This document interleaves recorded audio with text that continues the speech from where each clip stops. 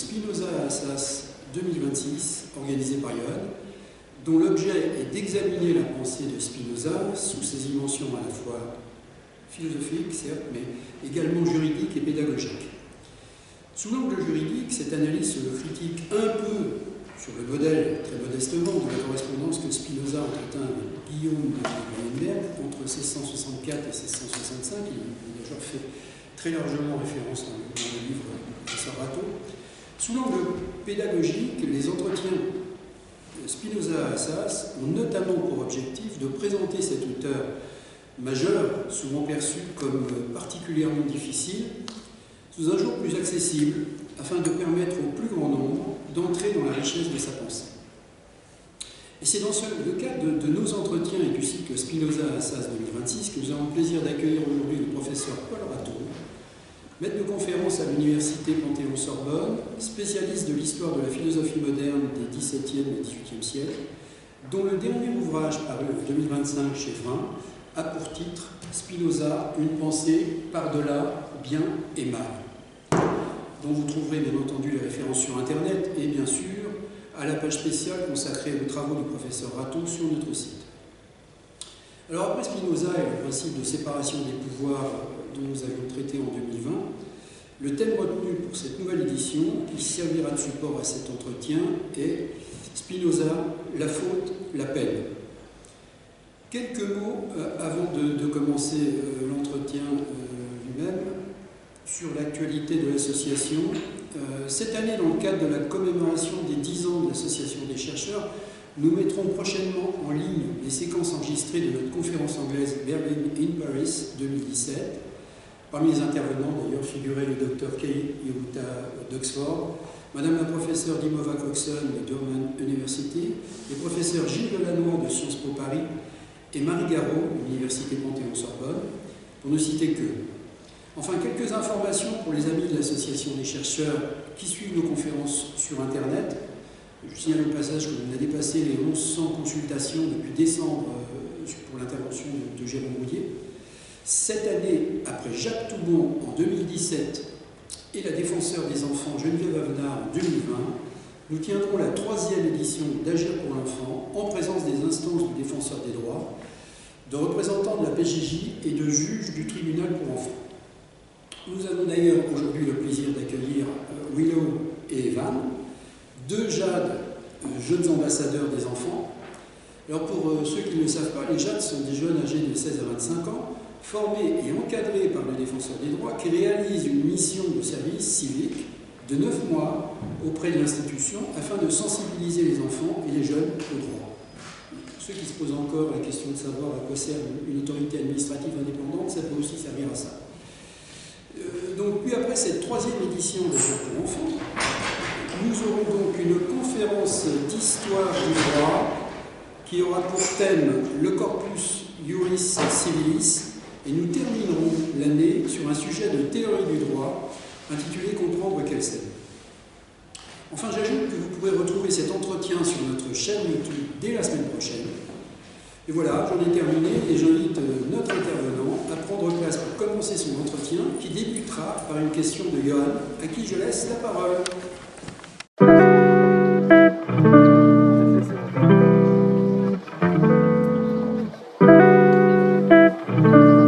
Cher Monsieur Rateau, je vous propose de commencer cet entretien par une première question.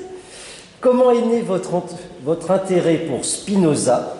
Pourriez-vous expliquer en synthèse en quoi la pensée de Spinoza serait à rechercher par-delà bien et mal, pour reprendre l'intitulé de votre ouvrage?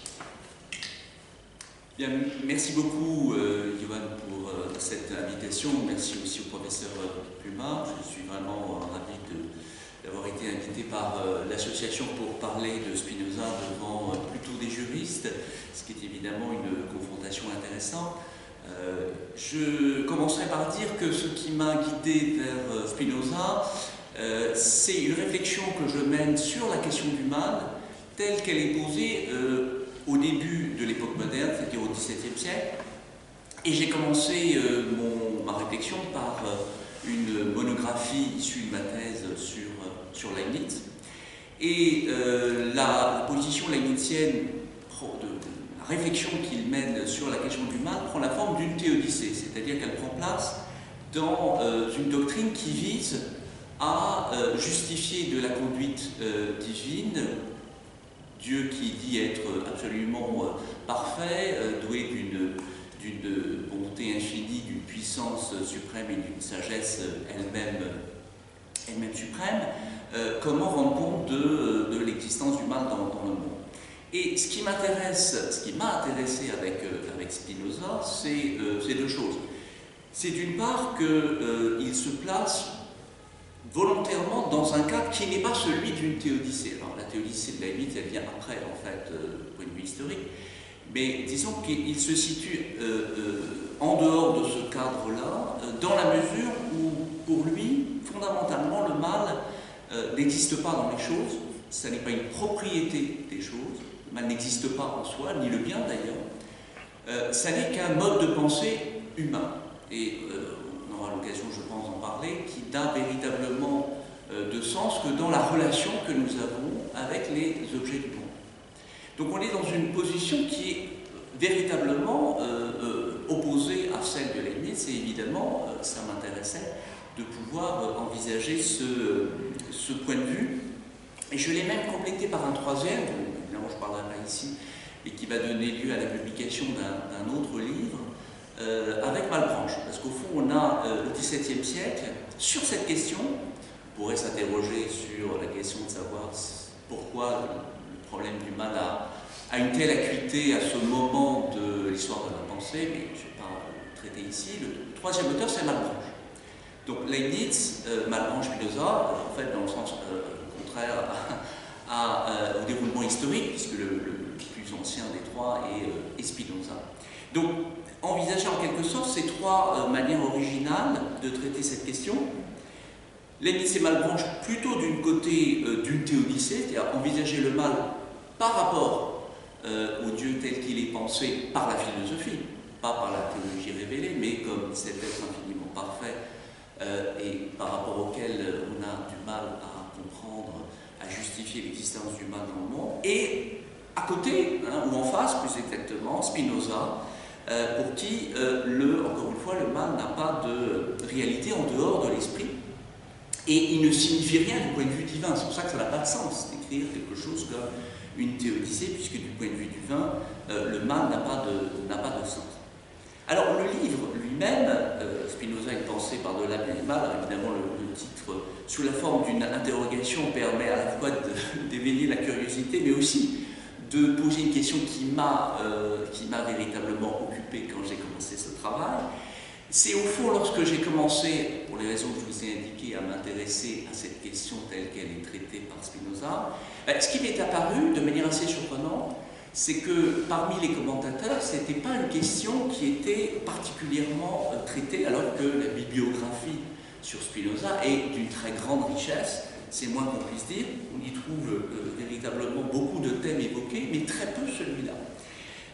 Alors même qu'il apparaît que dès le premier texte de Spinoza, le premier texte connu, le traité de la réforme de l'entendement, eh bien, c'est une question qui est d'emblée posée dans la mesure où, dans le traité de la réforme de l'entendement, l'engagement dans la philosophie, tel que Spinoza le présente, commence par le constat que bien et mal ne sont pas dans les choses.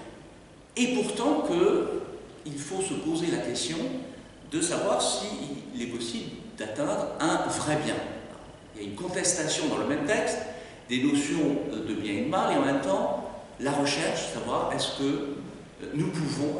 qu'il existe un souverain bien, un vrai bien qui serait le bien tel qu'il ne serait pas transitoire, il ne serait pas fini, mais il donnerait à l'âme une joie durable, et même pas simplement durable, mais éternelle, sans discontinuité. Est-ce qu'il existe et est-ce qu'on peut l'atteindre? Ce qui rejoint d'une certaine façon une tradition antique de la recherche du souverain. Ça, c'est la première chose, c'est-à-dire que j'ai commencé à étudier les œuvres de Spinoza en voyant qu'au fond, c'est une question qui traverse toute l'œuvre, jusqu'à l'éthique et évidemment de manière magistrale dans l'éthique. Et le deuxième élément que je voudrais souligner, qui explique au fond le titre, c'est que parmi les commentateurs, il y a un commentateur très célèbre qui est Deleuze et qui a une forte influence sur les lecteurs de Spinoza et qui présente Spinoza comme un précurseur de Nietzsche. Un précurseur de Nietzsche en tant qu'il serait, Spinoza, le promoteur de ce que Deleuze appelle un amoralisme rationaliste. Donc on aurait affaire à quelque chose comme une éthique, c'est lui qui utilise le terme, par-delà bien et mal, reprenant évidemment le titre célèbre du livre de Nietzsche. Alors ma thèse, la thèse que je défends dans ce livre, pour en quelque sorte la résumer, c'est que l'éthique de Spinoza, c'est bien sûr une critique de la morale, mais plus exactement c'est une critique des morales traditionnelles, de celles que l'on peut trouver, parce qu'elles sont toutes fondées, selon Spinoza, sur la crainte et le rejet du mal, plutôt que sur la promotion positive du bien. Donc elles s'appuient plutôt sur le moyen d'éviter le mal, plutôt qu'une conception positive du bien. Mais en dehors de cette critique, précisément en se fondant sur cette critique des morales traditionnelles, au fond, ma thèse est que Spinoza rejoint la visée fondamentale qui est celle de la morale, à savoir d'accomplir la promesse qui est celle de fournir les moyens d'atteindre la véritable félicité. La véritable félicité, c'est-à-dire une joie qui n'est pas simplement une fois finie, transitoire, éphémère, comme est celle que procurent tous les biens du monde, hein, les honneurs, les plaisirs sensibles, les richesses, etc. Un bonheur durable, solide. Donc le but de Spinoza, ce n'est pas de détruire la morale, ce n'est pas de détruire toute morale, ni même aller au-delà d'elle, par-delà elle, mais au fond de la réformer parce qu'elle rate son but. Elle rate son but à travers ceux qui ont cherché à en fournir des exemples. Elle ne remplit pas sa promesse, de sorte que je verrais, moi, finalement, pas tellement une rupture entre Spinoza et les penseurs de la morale, mais une continuité, tout en dépassant évidemment ce qui a été fait avant. Parce que le but de l'éthique, pour Spinoza, c'est de retrouver le désir fondamental qui inspire cette morale. Une fois qu'on a débarrassé ce désir de tout ce qui nous rend esclaves. Et qu'est-ce qui nous rend esclaves? Parce que c'est au fond le grand enseignement du début de la 4e partie de l'éthique, c'est que nous naissons esclaves. Alors pas au sens politique, ou au sens juridique, mais au sens moral, dans la mesure où nous sommes soumis aux préjugés, nous sommes soumis à l'empire des passions. Nous ne sommes pas maîtres de nous-mêmes. Hein. Nos opinions que nous pensons être les nôtres, en fait, sont celles que la tradition, l'éducation nous a transmises. Donc il s'agit en réalité, pour Spinoza, de retrouver ce désir qui inspire la morale en tant qu'elle cherche à nous donner le souverain bien, c'est-à-dire, interprété par Spinoza, le moyen d'affirmer et d'augmenter ce qu'il appelle notre puissance d'agir. Notre puissance d'agir, ce qui nous anime, ce qui fait notre essence, alors pas simplement pour soi-même, mais aussi pour les autres, parce que l'horizon n'est pas simplement individuel et moral, la question de l'éthique n'est pas simplement celle pour l'individu de trouver son salut, mais il y a un horizon politique, collectif et politique, dans la mesure où il y a cette idée que la félicité ne peut pas être entière, elle ne peut pas être complète si elle n'est pas partagée par les autres. Je ne peux pas être heureux au milieu de malheureux. Il faut donc travailler à ce que je ne sois pas le seul à jouir de cette félicité, mais porter un maximum d'hommes à la partager avec moi. Alors ce projet d'émancipation ou de libération qui est celui de Spinoza, qui est à la fois intellectuel et moral, traiter de la réforme de l'entendement, c'est bien ce que ça veut dire, dans la mesure où la réforme de cet entendement est censée entraîner par là même une réforme de notre manière d'agir, de nos habitudes d'agir. Ce projet d'émancipation va supposer de passer d'une conception du bien et du mal telle qu'elle est fondée sur l'imagination, les préjugés, c'est le premier genre de connaissance, à une conception du bien et du mal établie par la raison. C'est le deuxième genre de connaissance.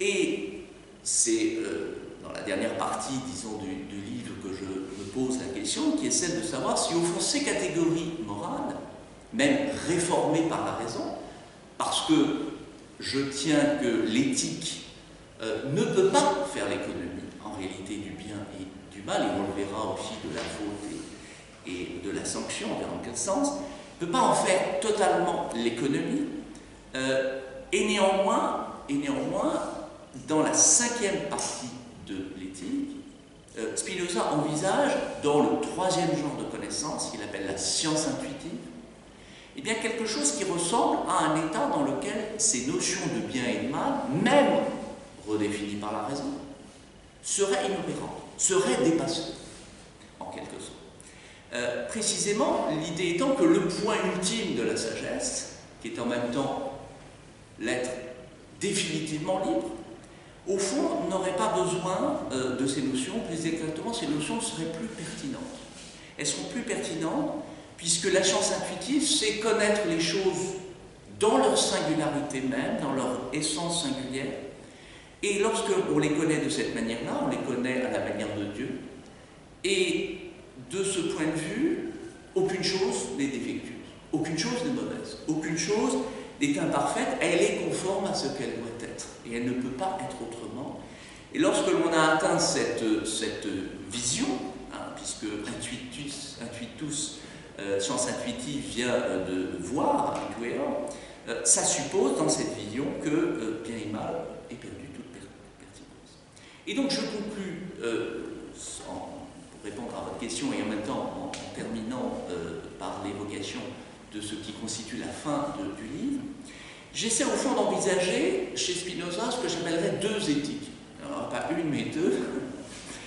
La première, ce que j'ai appelé une éthique du chemin, qui est celle de la raison, celle produite par la raison, dans le temps intermédiaire pendant lequel l'homme travaille à son émancipation, l'éradication des préjugés, la maîtrise des affects, et qui vise la réalisation de ce modèle de sagesse qui est visé. Et la seconde éthique, c'est ce que j'appellerais une éthique, alors qui s'approcherait d'une éthique par-delà bien et mal, mais c'est celle de la cinquième partie de l'éthique, où finalement ces notions seraient abolies, parce qu'elles n'auraient plus lieu d'être. Elles n'auraient plus lieu d'être chez l'homme parfaitement libre, qui serait cause adéquate de toutes ses actions et qui ne s'affligerait plus de rien, qui n'aurait rien à déplorer dans le monde, pour lequel, dans la nature, il n'y a ni défaut ni imperfection. Mais ça n'est qu'un idéal en réalité. Pourquoi ça n'est un idéal? Parce que, selon une phrase célèbre qui se trouve dans l'éthique, l'homme n'est pas un empire dans un empire, pas seulement d'ailleurs dans l'éthique, dans le traité politique aussi. L'homme n'est pas un empire dans un empire. Autrement dit, il appartient toujours à la nature. Et comme il appartient toujours à la nature, il subit l'action des causes extérieures. Il est, et il ne peut jamais manquer d'être passif. Et par là même, ces causes extérieures, elles l'obligent à considérer ce qui lui est utile, ce qui lui est nuisible, et par là même ce qui est bien et ce qui est mal. Donc, j'aurais tendance à penser que cet idéal d'éthique par-delà bien et mal, c'est un idéal, justement, quelque autant, mais en réalité, qui comme tel ne peut pas être accompli pour une donnée constitutive, qui tient à la condition même de l'homme, qui est de faire partie de la nature et de ne pouvoir pas être libre comme l'est Dieu, seule cause libre, parce qu'il est entièrement sans subir aucune contrainte extérieure.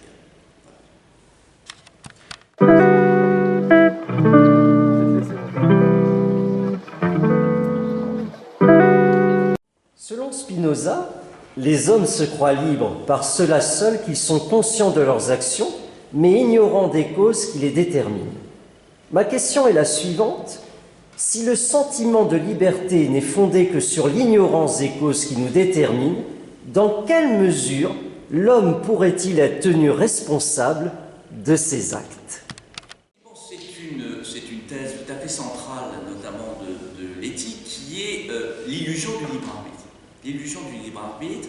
Alors je pense qu'il faut commencer par comprendre ce que signifie être libre pour Spinoza, et il en donne une définition au début de la première partie de l'éthique.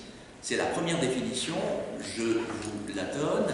Cette chose est dite libre, qui existe par la seule nécessité de sa nature et est déterminée par soi seul à agir. Cette chose est dite nécessaire, ou plutôt contrainte, qui est déterminée par une autre à exister et à produire quelque effet dans une condition certaine et déterminée. Alors, c'est une définition intéressante parce que la définition de la liberté inclut la nécessité, c'est-à-dire que celui qui est libre, c'est celui qui existe par la nécessité de sa nature et par cette seule nécessité, pas par la nécessité de causes extérieures, mais par une nécessité interne, c'est-à-dire qui agit de son propre mouvement, par lui-même sans être contraint par autre chose. La deuxième citation très courte que je veux vous donner pour comprendre en quelque sorte cette critique du libre arbitre, c'est la proposition 32 de la première partie de l'éthique, dans laquelle, je résume, Spinoza dit que la volonté n'est pas une cause libre. Elle n'est pas une cause libre, mais elle est une cause nécessaire. Elle est une cause nécessaire. Et dernière citation, très là, pour ce qui est des citations, c'est dans la deuxième partie de l'éthique, la proposition 48, qui est aussi un passage célèbre de l'éthique, dans lequel Spinoza dit que, je cite, il n'y a dans l'âme aucune volonté absolue ou libre, mais l'âme est déterminée à vouloir ceci ou cela par une cause qui est aussi déterminée par une autre, et cette autre l'est à son tour par une autre, et ainsi à l'infini. Alors, la nécessité de toutes nos actions est clairement affirmée par Spinoza. La liberté qu'il entend, c'est une liberté en ce sens que je ne suis pas empêché, je ne suis pas contraint, je ne suis pas forcé dans l'acte que je produis. Ce n'est qu'en ce sens-là que la liberté a un sens. Et comme je disais tout à l'heure, la seule véritable cause absolument libre, qui n'est influencée, contrainte par rien, c'est Dieu. Nous sommes toujours contraints et forcés, et nous devons faire effort pour que le maximum de nos actions soit déterminé par des causes internes et non externes. Ça, c'est évidemment la fin qui est visée. Alors, les hommes sont ces animaux particuliers, sont des animaux particuliers de toute façon, mais qui ont cette caractéristique d'être conscients qu'ils veulent, conscients de leur volonté, conscients qu'ils désirent, et en même temps qui ignorent les causes qui les font vouloir ce qu'ils veulent et désirer ce qu'ils désirent. Et parce qu'ils ont cette ignorance, ils se croient libres. Ils se croient libres alors que ces causes qu'ils ignorent, elles existent bel et bien. Et non seulement elles existent, mais elles sont nécessaires et absolument nécessaires. C'est-à-dire qu'il faut prendre tel que ça ne pouvait pas se passer autrement. Alors, ce que Spinoza conteste, c'est deux types de libertés qui étaient distingués jusqu'à présent par les scolastiques sous le nom suivant. D'une part, ce que les scolastiques appellent la liberté de contradiction. La liberté de contradiction ou d'exercice, c'est très simple, c'est faire ou ne pas faire. Faire ou ne pas faire. J'ai la liberté de contradiction dans la mesure où je peux faire une chose ou ne pas la faire. J'ai la liberté dite de spécification ou de contradiction, ou de contrariété, excusez-moi. D'une part, liberté de contradiction et d'exercice, d'autre part, liberté de contrariété et de spécification, qui consiste à dire que je peux faire une chose ou son contraire. Donc la liberté, traditionnellement, notamment parmi les jésuites, elle se définit par ces deux sortes de liberté. Liberté de contrariété, liberté de contradiction. C'est-à-dire je peux faire une chose ou ne pas faire, enfin je peux agir ou ne pas agir, et je peux faire cette chose ou une autre, ou son contraire, ou une troisième. Alors, ce que Spinoza, ce à quoi il procède, c'est à une critique des deux sortes de liberté. Une critique des deux sortes de liberté, et il lui oppose ce qu'il appelle la véritable liberté, qui est celle que j'ai indiquée tout à l'heure, à savoir l'absence de contraintes ou de nécessité extérieure. Et il juge que ces deux sortes de liberté sont absurdes, tout simplement parce qu'elles supposent une cause agissante et qui pourtant ne produit pas son effet. C'est-à-dire tous les réquisites, toutes les conditions pour que l'action soit réunie sont là, et pourtant, au nom de la liberté, l'effet ne s'en suivrait pas. C'est absurde parce que si la cause est là, l'effet s'ensuit. Si l'effet ne s'ensuit pas, c'est qu'il n'y a pas de cause. De certaine façon, les choses sont aussi simples, si on peut les résumer de cette manière-là. Alors, ça veut dire que celui qui est véritablement libre, c'est celui qui ne dépend d'aucune autre chose que de lui-même et qui est déterminé par lui-même, par lui seul, à agir. Et comme je l'ai dit tout à l'heure, Dieu seul est libre et pleinement libre au sens plein du terme. Alors, pour répondre à votre question, tâchez d'y répondre, ce que je voudrais préciser, c'est que, bien sûr que Spinoza, comme Hobbes d'ailleurs, est nécessitariste. C'est-à-dire qu'il pense que le criminel, il a agi nécessairement. Il a agi nécessairement. Il ne pouvait pas faire autre chose que ce qu'il a fait. Alors, est-ce que le nécessitarisme exclut la possibilité de la sanction, et est-ce que le nécessitarisme nous déresponsabilise ou rend impossible toute imputation, puisque finalement, je ne pouvais pas faire autrement que ce que j'ai fait. Alors, il y a deux choses à bien distinguer. Le nécessitarisme n'exclut pas la responsabilité de l'agent, mais au contraire, il suppose cette responsabilité, et on va voir pourquoi. Pour une raison très simple, c'est qu'il pose que l'effet ne peut jamais se produire sans sa cause. Le nécessitariste doit être distingué strictement du fataliste. Le fataliste, c'est celui qui pense que l'effet va se produire quoi qu'on fasse. Qu'on agisse ou qu'on n'agisse pas, l'effet adviendra. Le modèle du fataliste, il est exposé par Cicéron dans le De Fato. Alors, Cicéron dénonce évidemment cette position, mais elle est résumée par Cicéron de la manière suivante. Vous êtes malade, si votre destin est de guérir de cette maladie, vous guérirez de cette maladie, que vous ayez appelé le médecin ou pas. Si votre destin, c'est de... Alors, si c'est de mourir, vous mourrez. Si c'est de guérir, vous guérirez de cette maladie, que vous ayez appelé le médecin ou pas. Conclusion, n'appelez pas le médecin, ça ne sert à rien, autant ne rien faire. Et Cicéron appelle ce raisonnement le sophisme paresseux, parce qu'il conduit à ne rien faire, puisque tout est écrit, autant ne rien faire et attendre les bras croisés. Alors, c'est justement pas la position nécessitariste, parce que la position fataliste consiste à dire, à penser, ce qui est évidemment un sophisme, qu'un effet peut se produire sans sa cause. Le nécessitariste dit, lui, si l'effet est nécessaire, il doit avoir une cause qui est elle-même nécessaire. La nécessité de l'effet suppose la nécessité de la cause. L'effet n'arrivera pas quoi qu'on fasse, mais parce qu'on fait ce qu'il faut pour que cela arrive, et donc parce qu'une cause est posée, qui est nécessaire. Donc, le nécessitariste, Spinoza en l'occurrence, ne va pas soutenir qu'il ne faut rien faire, ou encore qu'on n'est pas responsable de ce que nous faisons, mais au contraire, nous sommes la cause de l'effet qui est un crime, par exemple, qui est commis. Et du même coup, il faut comprendre cette responsabilité, pas dans le sens où on serait responsable parce que nous aurions pu agir autrement, ou parce que nous pourrions nous extraire d'une certaine façon de l'influence des causes. Le criminel, je l'ai dit, a agi de manière absolument nécessaire, et nous sommes responsables parce qu'il est responsable parce qu'il est la cause.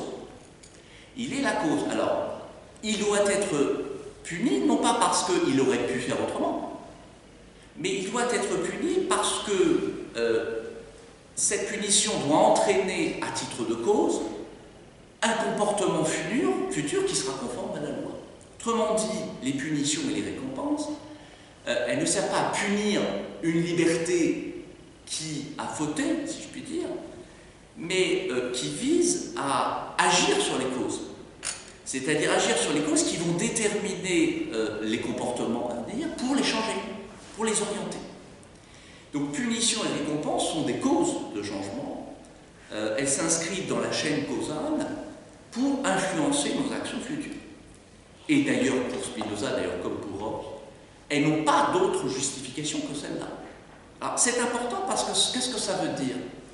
Ça veut dire que pour Spinoza, et d'ailleurs sur ce point il est d'accord encore une fois avec Hobbes, la justice et son système pénal n'ont pas un rôle moral, ou moralisant si vous voulez. C'est-à-dire qu'ils n'envisagent pas le mérite ou le démérite des individus, parce que mérite et démérite supposent la croyance dans le libre arbitre.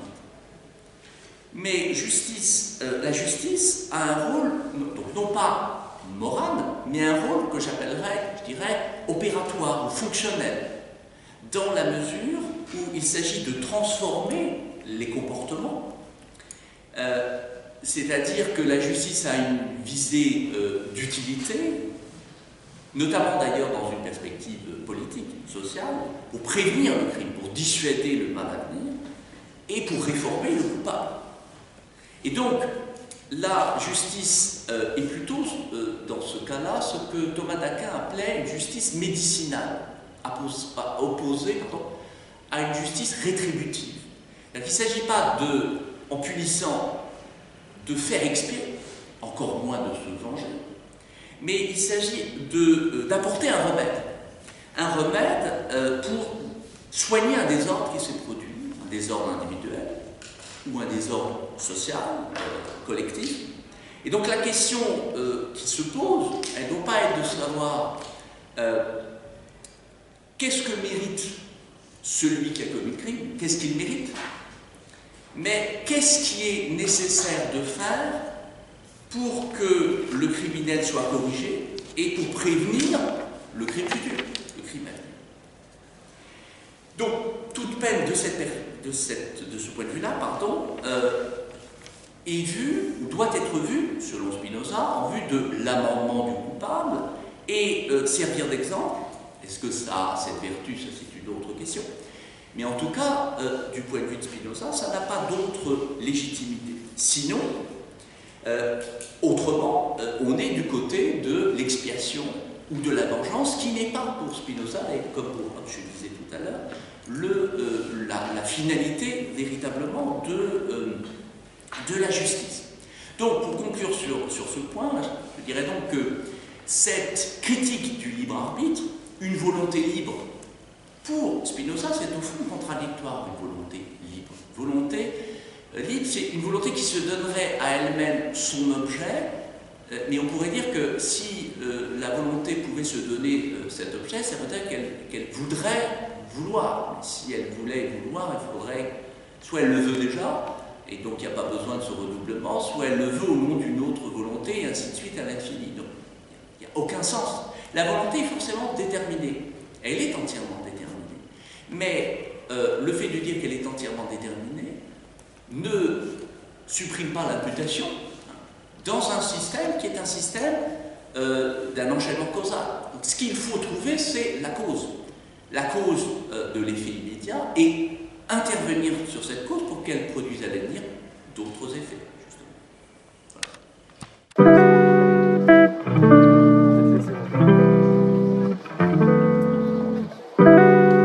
Je souhaiterais vous poser une dernière question.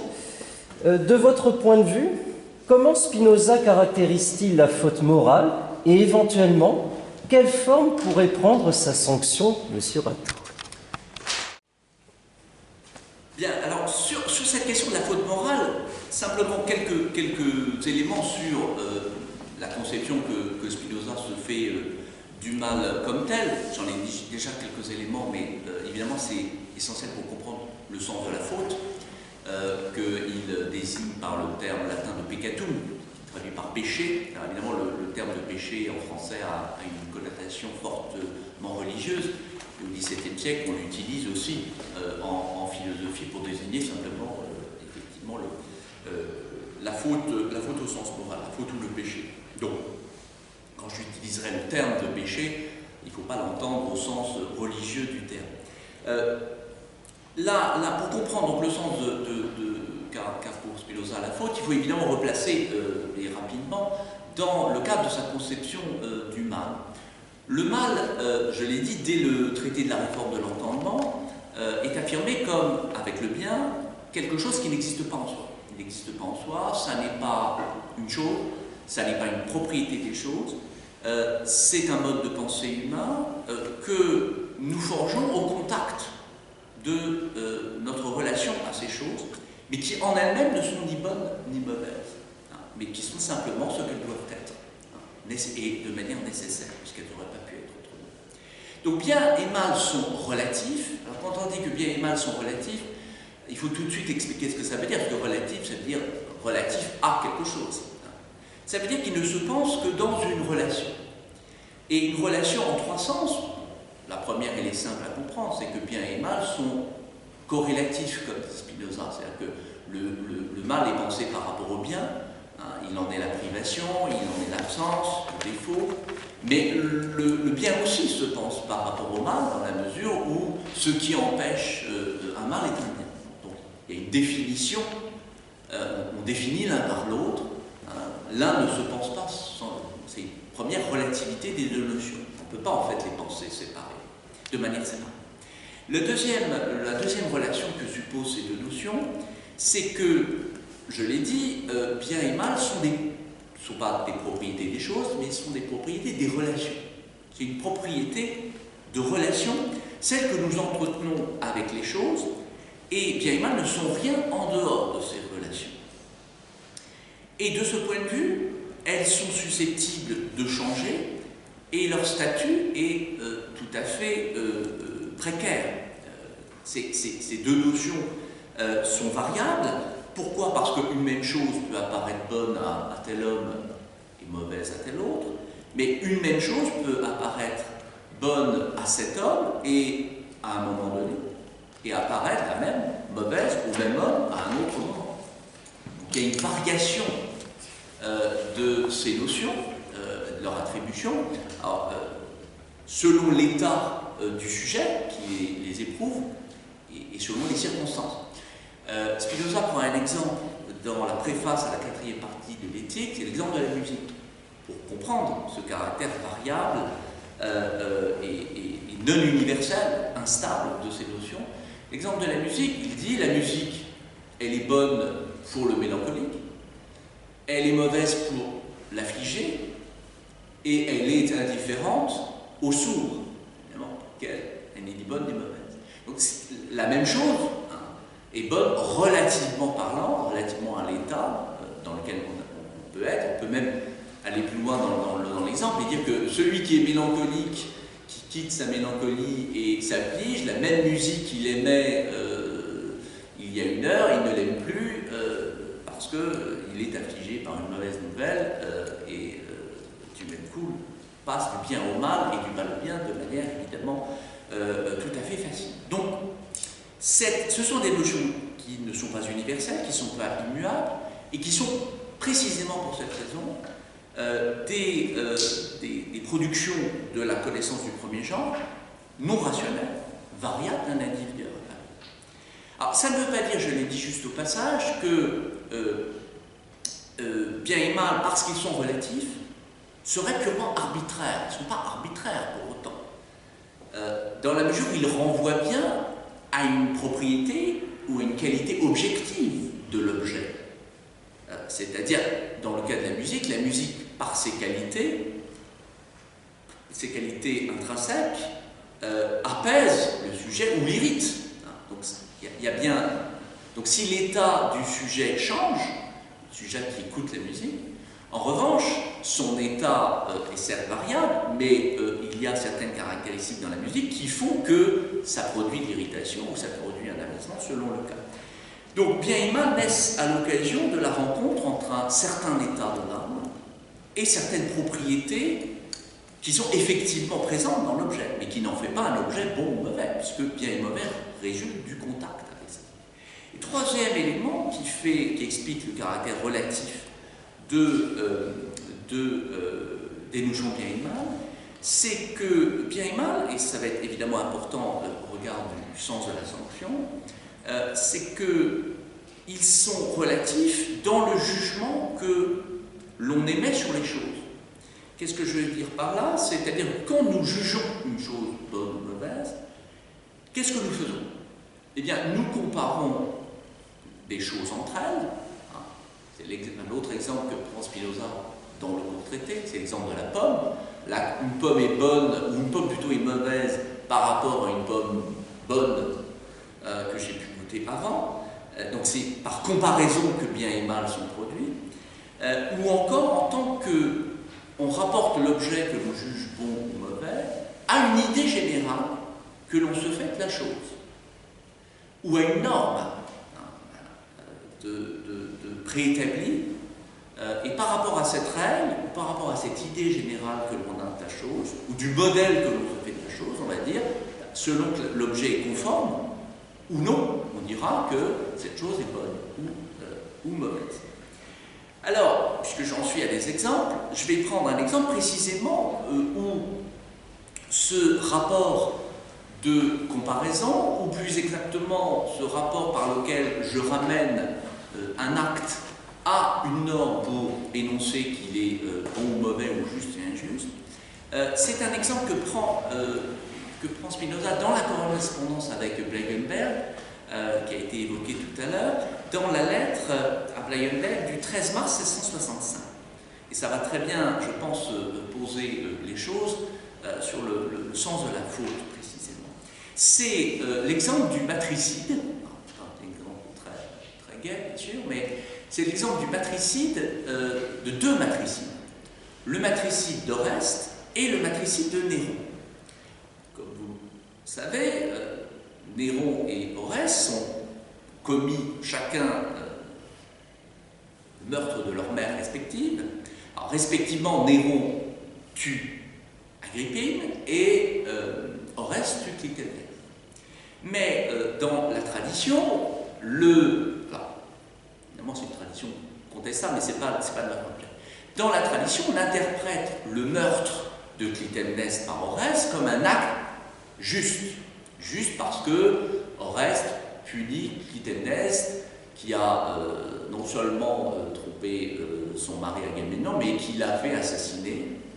Donc, Oreste défend les devoirs qu'il a à son père et il accomplit la justice par la punition de l'assassinat. Néron, en revanche, il tue sa mère par ambition, par méchanceté, par tout ce que vous voulez, et traditionnellement, son acte est présenté et jugé injuste. Alors, ce que dit Spinoza, en reprenant ces exemples célèbres, c'est qu'il dit, voilà, nous avons le même acte. C'est-à-dire que le crime, matériellement, c'est un meurtre. Et donc, le crime, dans un cas, c'est un crime, dans l'autre, c'est un acte de justice. Le crime de Néron ne peut pas résider dans le matricide lui-même, puisque Oreste, qui a commis le même, a commis un acte juste. Tous deux ont réalisé le même acte et ont été animés de la même intention meurtrière. C'est l'acte est le même et l'intention de tuer est la même dans les deux. Et le même dans les deux. Alors, le matricide de Néron, donc pris dans sa réalité matérielle, en tant qu'acte qui enveloppe un certain degré d'être, ne diffère pas du matricide commis par Oreste. D'où vient son caractère injuste, criminel, blâmable? Il vient d'une propriété extrinsèque et non d'une propriété intrinsèque. L'acte lui-même n'est ni bon ni mauvais, c'est ça la conclusion. C'est-à-dire qu'il ne devient bon ou mauvais que rapporté à son auteur. C'est-à-dire, pour utiliser un langage technique, rapporté à une dénomination extrinsèque et non intrinsèque, puisque cet acte résulte d'une relation purement externe, à savoir pas la considération du sujet qui commet cet acte. Donc le meurtre comme tel n'est ni bon ni mauvais en réalité. Il est en quelque sorte moralement neutre en lui-même, pris dans sa matérialité, comme acte physique dans l'ordre de la nature, si je puis dire. Le matricide ne devient matricide, c'est-à-dire l'acte de tuer devient un matricide et ne reçoit sa qualification morale que par dérivation. Une fois qu'on le rapporte à son auteur, qui l'a commis, et dans la mesure où il révèle pour Néron eh bien, de la cruauté, de l'injustice, de l'ingratitude, tout ce que vous voulez, une ambition démesurée, et dans l'autre cas, le cas d'Oreste, un souci de justice, les devoirs du fils égard du père, tout ce que vous voulez. Mais c'est le même acte qui peut être ainsi jugé chez Néron injuste et chez Oreste juste. Donc, quelle conclusion tirer de cet exemple? C'est que, alors on l'a déjà vu, pas de bien et de mal absolu. Cette relativité du bien et du mal, elle est indépassable. Mais encore, ce qui importe ici de considérer, c'est que le péché, ou la faute, doit être considéré comme donc n'existant pas en soi, n'ayant pas de valeur absolue, et surtout comme n'ayant aucune définition recevable en dehors d'un état particulier. Et c'est le sens qui est donné une citation pour être tout à fait explicite. Dans la quatrième partie de l'éthique, c'est la proposition 37, Scoli 2, lorsque Spinoza écrit « Ainsi dans l'état naturel, c'est-à-dire l'état de nature, c'est-à-dire les hommes pris en dehors de toute société, avant l'institution sociale. Donc dans l'état naturel, le péché ne peut se concevoir. Donc il n'y a pas de faute. Le péché n'existe pas à l'état de nature.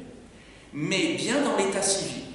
Donc le péché ne peut se concevoir à l'état naturel, mais seulement à l'état civil. Quand il a été décrété du consentement de tous, ce qui est bien et ce qui est mal, et que chacun est tenu d'obéir à la cité. Le péché n'est donc rien d'autre que la désobéissance, laquelle est pour cette raison punie en vertu du seul droit de la cité, et au contraire l'obéissance est comptée aux citoyens comme un mérite, parce qu'il est par cela même jugé digne de jouir des avantages de la cité. Donc, thèse que l'on retrouve dans la philosophie politique de Spinoza, la propriété privée n'existe pas à l'état de nature, et la justice non plus. Ce qu'il dit d'ailleurs un peu plus loin. Péché et obéissance, ça n'a de sens que dans la vie sociale, de même pour la justice et l'injustice. Ça n'existe qu'une fois l'État constitué. Donc, ça veut dire que le péché n'a pas de signification en dehors d'un État déterminé, évidemment, du droit positif, donc, bien sûr. Mais ça ne veut pas dire, et de la même façon que Spinoza, au début de la quatrième partie de l'éthique dans la préface, réhabilite les notions de bien et mal après les avoir critiquées. C'est-à-dire après avoir dit elles sont un produit d'imagination, des préjugés, etc., de l'éducation, il faut néanmoins les redéfinir mais par la raison. Et qu'est-ce que va être le bien et le mal selon la raison? Ça va être, pour ce qui est du bien, tout ce qui conduit à ce modèle de sagesse, de nature humaine libre, tout ce qui y conduit à cet idéal de liberté auquel nous tendons et qui donnera cette joie durable qui est tant recherchée. Et le mal, ce qui fait obstacle, ce qui l'empêche. Mais là encore, même dans cette redéfinition du bien et du mal, ce sont des notions qui restent relatives, ce sont des notions qui n'existent pas en soi. C'est-à-dire que, et dit bien et mal, ce qui est tel pour l'homme en tant qu'il est sur le chemin de la sagesse et de cette pleine liberté. Mais ça ne vaut que pour lui. Donc ça n'existe, ce n'est pas davantage un bien absolu. Alors, de la même façon que Spinoza réhabilite ces notions de bien et mal, après en avoir critiqué le sens qui vient de l'imagination, connaissance du premier genre, eh bien, le péché lui-même, le péché en faute, est réhabilité aussi par la raison en un sens bien particulier, c'est-à-dire en ce sens que on peut considérer comme une faute toute action qui est contraire à la raison en tant qu'elle doit me conduire à cet état de liberté ou de plus grande liberté qui est la fin, au sens du but, visé par la réforme éthique. Donc, là, le sens de la faute est évidemment comme ça préservé ou conservé, si je puis dire. Il désigne ce qui est contraire à ce que prescrit la raison. Ce qui est contraire à ce que prescrit la raison, et il y a même un sens que Spinoza accorde au terme de péché pour désigner les fautes de l'État. C'est-à-dire non seulement l'homme, lorsqu'il agit de manière irrationnelle, commet une faute, l'État aussi. Hein, on peut juger de son action du point de vue de la raison lorsqu'il produit un certain nombre d'actions ou même de lois qui sont contraires à l'essence même de l'État, c'est-à-dire qui enfreint les commandements de la raison, qui tendent à conduire à la ruine même de l'État. Alors je termine d'un seul mot pour dire simplement que donc la faute, c'est toujours un petit peu de cette manière-là que l'on peut voir chez Spinoza, à la fois ces notions de bien et de mal et de faute, c'est-à-dire à la fois savoir que leur caractère relatif, fondamentalement relatif, ne les disqualifie pas complètement. C'est-à-dire que la raison peut leur donner un sens qui, encore une fois, ne doit pas être mal interprété et vu comme une façon de leur donner une existence hors de l'homme, hors de sa pensée qui n'en est pas peut-être. Et du même coup, à la faute, à la conscience même de la faute, ne doit pas être néanmoins attaché le repentir. On ne va pas parler de cette notion-là. Le repentir auquel se rattache souvent la faute comme telle, parce que Spinoza développe une critique très dure à l'égard de cette notion. Dans la troisième partie de l'éthique, proposition 51, Scoli, il dit qu'au fond, le repentir c'est une tristesse. Donc par définition, comme c'est une tristesse, c'est forcément un affect dont il faut se débarrasser, donc il faut éprouver le moins possible. Toute tristesse est contraire précisément à la visée que nous visons. Et elle indique non pas une manière par laquelle nous affirmons notre puissance d'agir, mais au contraire, c'est la marque d'une diminution de puissance, une marque de faiblesse en réalité. Le repentir, c'est une sorte de tristesse qui accompagne l'idée qu'on a de soi-même et de ce que nous faisons, parce que nous croyons que nous sommes libres, parce que nous croyons que nous aurions pu faire autrement. Et il dit dans la définition de cet affect, c'est la définition qui se trouve sous la rubrique définition des affections, la proposition 27, le repentir, je cite, le repentir est une tristesse qu'accompagne l'idée d'une chose que nous croyons avoir faite par un libre décret de l'âme. C'est évidemment pas le cas, c'est-à-dire que le repentir est un affect qui traduit une diminution dans la puissance d'agir et qui traduit une croyance fausse, qui relève une croyance fausse, c'est-à-dire j'aurais pu faire autrement, ou je pouvais ne pas agir, c'est-à-dire l'illusion du libre arbitre. L'illusion du libre arbitre. Donc, on peut à la fois avoir une acception rationnelle de la faute, également accorder aux punitions, comme aux récompenses d'ailleurs, une valeur tout à fait importante, précisément en tant que cause qui doivent s'introduire, s'insérer dans l'enchaînement causal pour changer les effets et donc les comportements, mais en même temps se garder de ce que Deleuze appelait les passions tristes, hein, c'est pas une expression de Spinoza lui-même, c'est une expression de Deleuze, mais qui est assez bien trouvée pour désigner toutes ces passions négatives, c'est-à-dire toutes ces passions dans lesquelles est mêlée de la tristesse. Et le repentir, il est non seulement inutile, mais parce que en réalité, il se complaît, il apporte à se complaire dans notre faiblesse. Éprouver la faute, ou se rendre compte que l'on a commis une faute, doit au contraire nous porter positivement vers les actions qui tendent à cette affirmation, à cette augmentation de la puissance d'agir, qui est pour Spinoza la condition de cette joie qui est visée par l'éthique.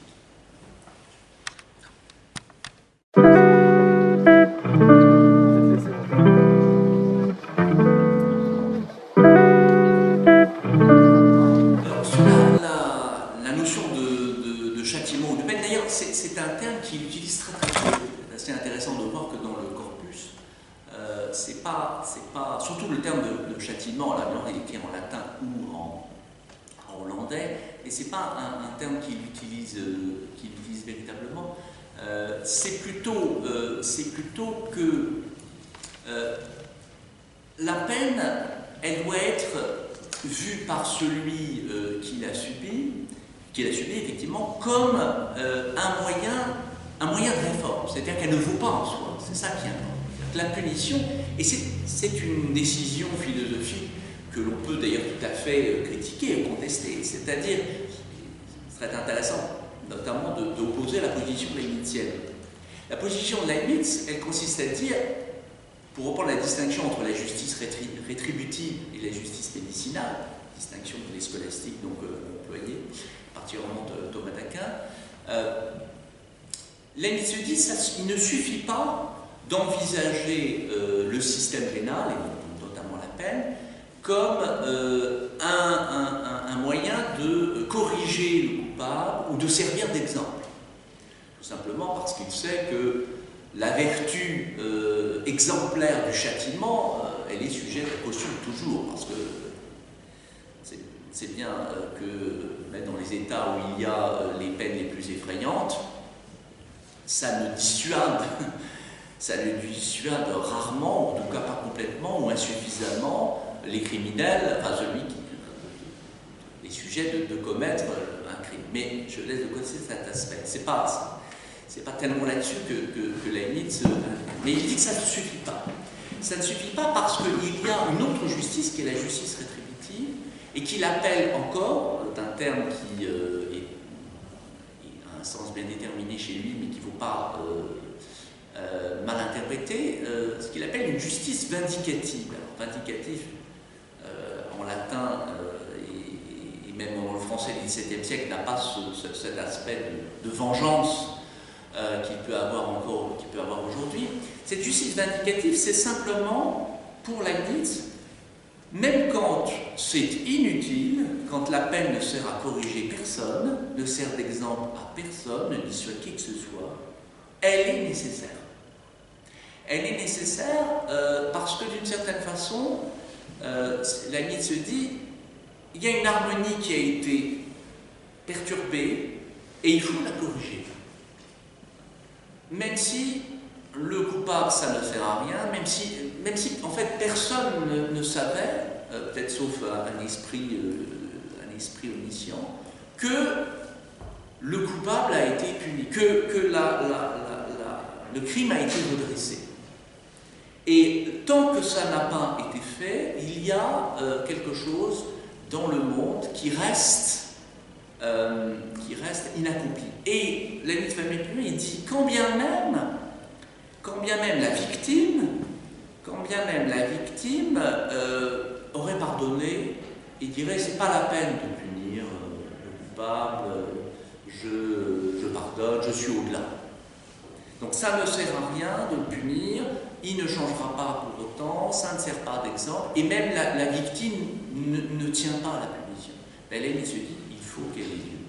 Il faut qu'elle ait lieu parce qu'il y a une rupture de cette harmonie. La position de Spinoza, alors Spinoza bien avant, hein, donc c'est pas c'est pas une réponse de Spinoza, c'est plutôt Leibniz qui répondrait. Je ne prends pas les choses dans l'ordre. Mais Spinoza, lui, limite véritablement la peine, sa signification, son sens, à cette vertu médicinale. Et en dehors, il considère que ça n'est pas légitime. Véritablement, ça n'est pas légitime. Tout simplement parce qu'elles ne valent pas en soi. Pour Leibniz, la peine vaut en soi.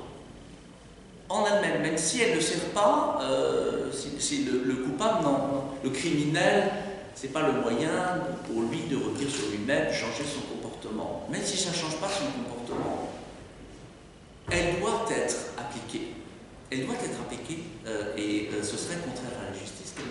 Alors, il n'y a pas, enfin, je ne sais pas ici à trancher, à dire qui a raison ou qui a tort, c'est deux positions, mais ça suppose une conception évidemment de la justice qui s'explique par les positions des deux auteurs, c'est-à-dire que pour Leibniz, il y a une justice autre que la justice positive.